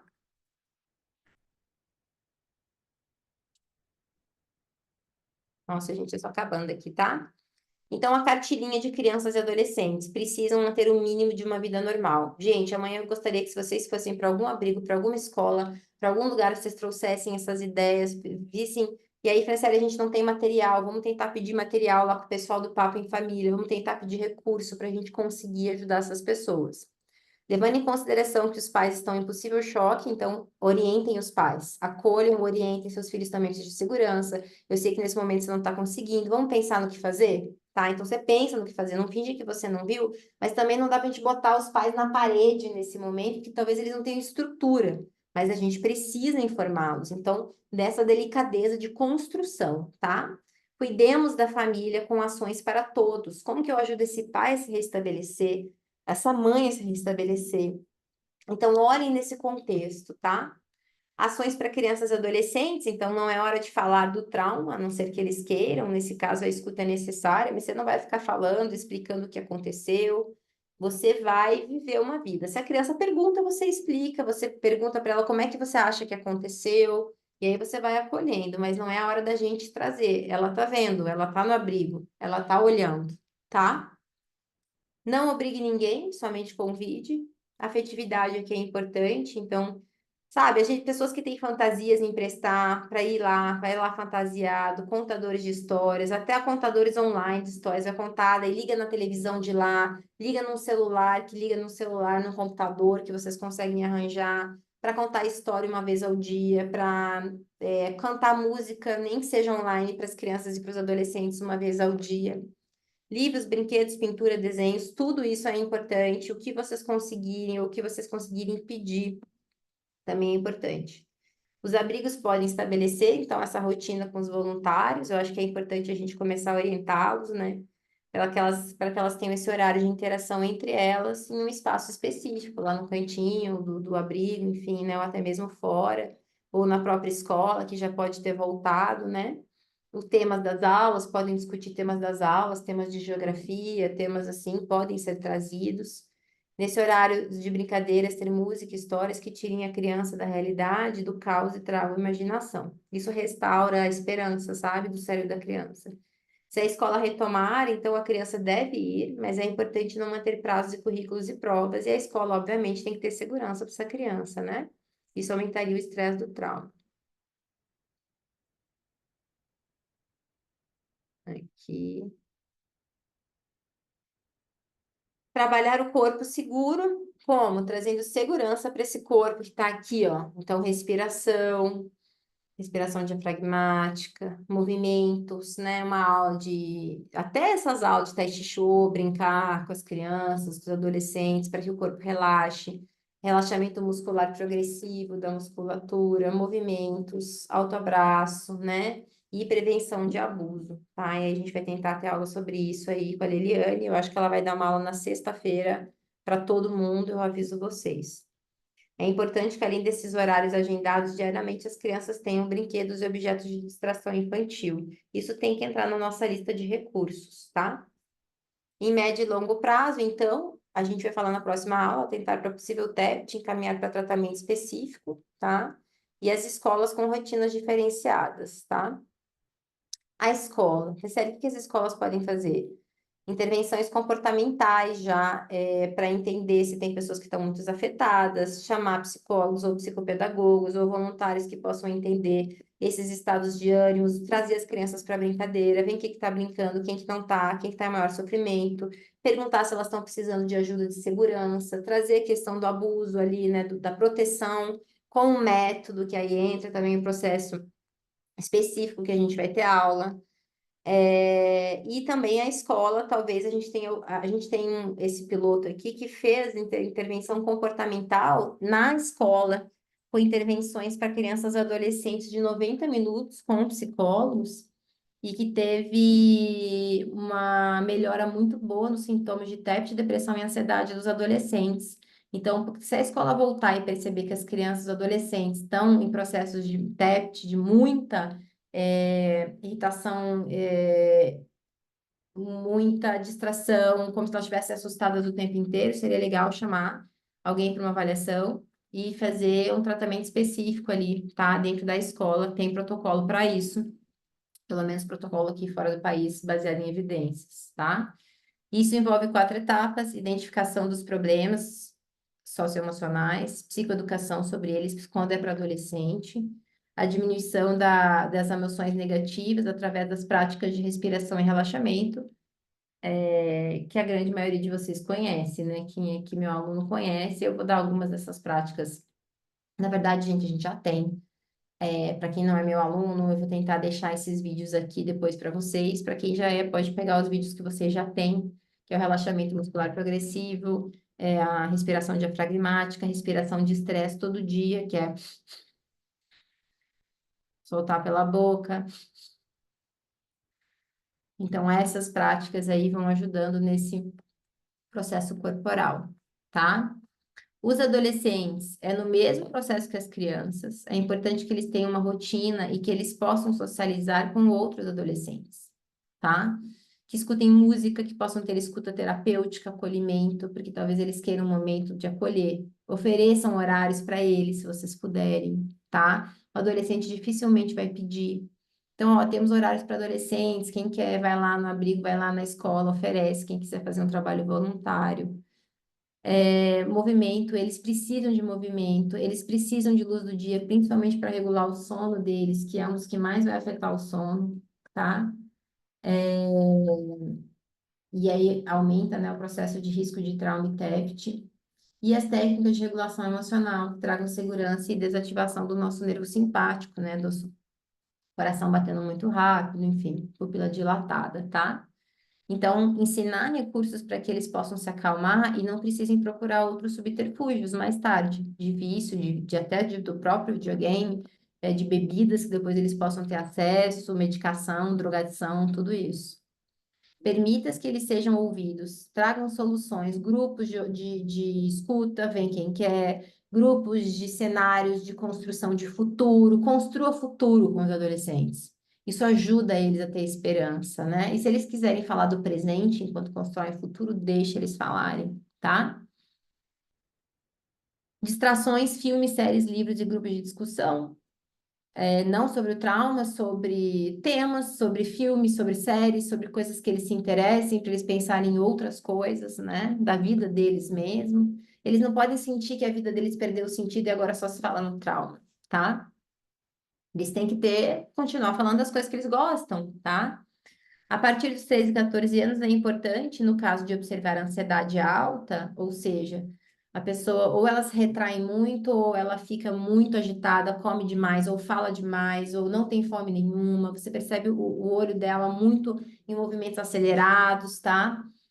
Promover o entendimento, não é assim do jeito que eu tô fazendo. Às vezes ela tá parada, quieta, mas ela não para de pensar. Então, em algum momento, a gente vai precisar informar os adolescentes o que é um processo de ansiedade, para eles, se eles tiverem, para que eles possam pedir ajuda, tá? Quem já é psicólogo, já vai para a escola, avisem, falem, pessoal, se vocês se sentirem assim, dá a lista de ansiedade. Procurem a gente, tá? Mas sério, a gente não tem psicólogo na escola, mas eu quero informar. Então, vou trazer aqui uma lista para vocês conseguirem informar e poderem avisar para vocês procurarem voluntários para ajudarem esses adolescentes, tá? Porque aí eles pelo menos sabem, ai, falaram isso, eu posso procurar, eu posso ter ajuda, tá? E promover o atendimento dessas pessoas, tá?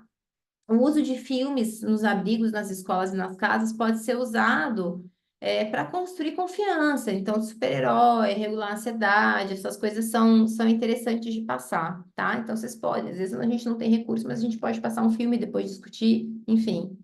A informação e a prevenção do abuso é essencial nessa fase, porque todos os adultos estão com os olhares em outros lugares, e acaba que eles ficam sem proteção, né? Crianças e adolescentes. Isso aqui eu vou falar no próximo, porque existe um protocolo já feito com um treinamento de adolescentes e pais para diminuição de TEPT, então eu vou falar na aula de TEPT, tá? Só para vocês saberem que a gente tem, esse protocolo existe, pode ser aplicado, e existe também um protocolo para adultos de diminuição de processos de trauma, que são os protocolos que eu vou falar na aula que vem, que são esses de médio prazo, né? Nos adultos, nesse momento, construção da rotina, óbvio, tem gente que não dá, porque um dia cai a chuva, ele vai para casa, volta a chuva, ele volta para o abrigo, mas no máximo, no mínimo possível, rotina do dia a dia é importante. Então, se eles já voltaram para casa, ou mesmo vão ficar no abrigo mais tempo, ou estão na casa de um familiar, né? Tenta construir com essas pessoas, ou no próprio abrigo, ou na própria família, ou quem vai fazer o atendimento individual, uma mínima rotina, tá? De acordar, de dormir, de ficar com as crianças, de cuidar dos filhos, de ir buscar recurso. Então, você vai buscar recurso todo dia, tá o horário, entende? Não é o dia inteiro, visto que as mudanças serão constantes, né? Então, talvez você tenha que fazer só por hoje a rotina é essa, só para os próximos 2 dias a rotina é essa. Se mudar, você pode fazer isso. Pelo menos para ajudar a pessoa a estruturar o que ela tem que fazer, ajudar ela a pensar. E é por isso, gente, que tem muita gente falando que o presencial é o mais indicado, porque é difícil você fazer isso online, né? Mas ao mesmo tempo, se a pessoa já está na casa dela, se você ou na casa de alguém, e se você avalia que ela pode ter um atendimento online, até o CRP está dizendo, o melhor é o presencial, mas se você avalia que tem condições de fazer online, é a única coisa que essa pessoa pode ter, ajude essa pessoa online, tá? E às vezes, para fazer isso daqui, você não precisa ser psicólogo, pode ser qualquer pessoa que esteja pensando bem. Ó, vou te ajudar a pensar. Tô aqui, vamos lá, como é que tá a tua situação hoje? Vamos pensar. Onde é que estão os abrigos? Você sabe? Não sabe? Então hoje vamos fazer o dia de você procurar abrigo? Ah, eu tenho uma lista aqui, já vou te passar, tá? Então qualquer pessoa pode ajudar uma pessoa a pensar, tá? A pessoa em trauma não ouve bem. Por quê? Porque o cérebro dela não tá aqui, gente. Ele tá em outros lugares. Então, muitas vezes, eu estava até falando com o pessoal, eles falaram, Franciele, você está querendo mandar material impresso? Eu falei, a pessoa que está em trauma, ela não consegue nem ouvir, ela precisa ver, muitas vezes ela precisa pegar e falar, ah, é isso aqui. Então, sabe, pessoal, às vezes a gente acha que dá caderno para elas escreverem coisa boba, não é. Às vezes é importante a gente dar caderno, dar algumas orientações, dar livro para ela, para as crianças, para elas anotarem a vida delas. Talvez a estrutura de vida delas esteja numa agendinha. Já pararam para pensar se a gente conseguir agendinha para as pessoas estruturarem a vida? É um recomeço, sabe? Então, não subestime, porque só ouvir para essas pessoas, talvez elas estejam pegando 30% do que a gente fala, tá? É só vocês pensarem que vocês estão cansados, vocês não ouvem nem metade do que a gente fala. As crianças não podem ser abandonadas pelos adultos. Então, vocês vejam que é a quinta vez que eu falo isso, mas os adultos precisam ser cuidados para isso. A escolha de prioridades. Vamos pensar o que é mais importante e essencial e como você poderá fazer isso. Então, é isso que a gente tem que fazer com os adultos, diariamente, semanalmente, tá? E se puder, ajuda a pensar presencial, ajuda a pensar online, ajuda, liga todo dia, enfim, se for amigo, inclusive, né? Se você tem amigos lá, você pode fazer isso pelos seus amigos. Se você tem amigos, não sei como ajudar, liga para eles, manda mensagem, tá? A lista diária de quem irá ajudar ou onde buscar ajudas diversas, recursos emocionais, médico e moradia. Pessoal, olha só, eu estou trazendo aqui um apanhadão. Quer dizer que vocês têm que fazer tudo? Claro que não, ninguém vai conseguir. Mas que agora a gente tem informação. A gente já pode passar informação para as pessoas. Passar essa aula, passar prints da aula, passar para os líderes de abrigo, para os outros voluntários, dividir atividades, tá? Então, não é também para vocês se sentirem sobrecarregados em ter que dar conta de tudo isso, de jeito nenhum. Vocês podem, inclusive, escolher. Acho que eu vou conseguir ajudar mais fazendo esse mapa inicial. Aí eu vou conseguir ajudar mais as crianças, aí eu vou conseguir ajudar mais os professores, eu vou conseguir ajudar mais os adultos. Então, também vale a gente escolher os lugares que a gente consegue, nesse momento, ter mais foco, tá? E as técnicas que vão ajudar e que elas estão na grande maioria dos protocolos de trauma, tá? Então, intervenções que reduzem a excitação fisiológica. Então, respiração diafragmática. Então, bem rapidinho, a gente inspira pelo nariz, pelo abdômen, contando até 4.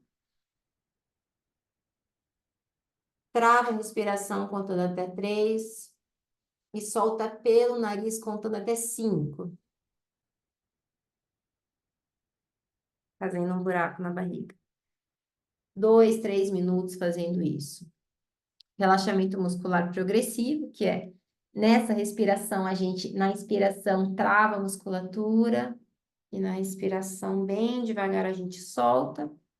E a imaginação visual guiada para restabelecer pelo menos futuro, tá? Que é, eu vou tentar deixar o vídeo aqui para quem não conhece, que é você imaginar o seu futuro. Tem gente que não vai conseguir, não é para todo mundo. Tem gente, e eu não sei, eu assim, da minha experiência individual, eu acho que essa daqui não dá para fazer assim de qualquer jeito, com qualquer pessoa, tá? Essas duas primeiras aqui, elas são mais tranquilas, tá? Essas intervenções facilitam o dia a dia de quem está no abrigo, de quem está na casa, para conseguir, na hora que ela fica muito confusa, com muita ansiedade, diminuir essa intensidade, tá? São fáceis de fazer e simples de realizar. Elas podem ser ensinadas por leigos ou pessoal de resposta ao estresse com treinamento limitado ou nenhum em saúde, seja cara a cara ou através de recursos. Isso aqui é o que tem no estudo, não sou eu que estou dizendo, tá? No protocolo da OMS e no estudo de evidências científicas de trauma de desastre. Essas intervenções podem ser utilizadas em conjunto com formas de psicoterapia, farmacoterapia ou tratamentos complementares e alternativos. Nesse estudo, inclusive, ele fala, gente, quem fizer acupuntura, vai lá fazer acupuntura para acalmar esse povo. Quem fizer auriculoterapia, puder ir lá, faz. Tudo que mexa na fisiologia das pessoas, vai lá e oferece, tá? Então, também a gente pode oferecer, às vezes, aquilo que a gente tem, né?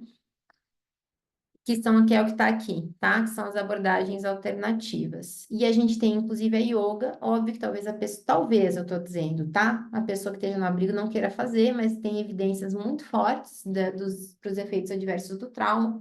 Então, num segundo momento, quem sabe, no terceiro momento, professores de yoga se juntarem, fazerem um trabalho voluntário em escolas, em abrigos, né?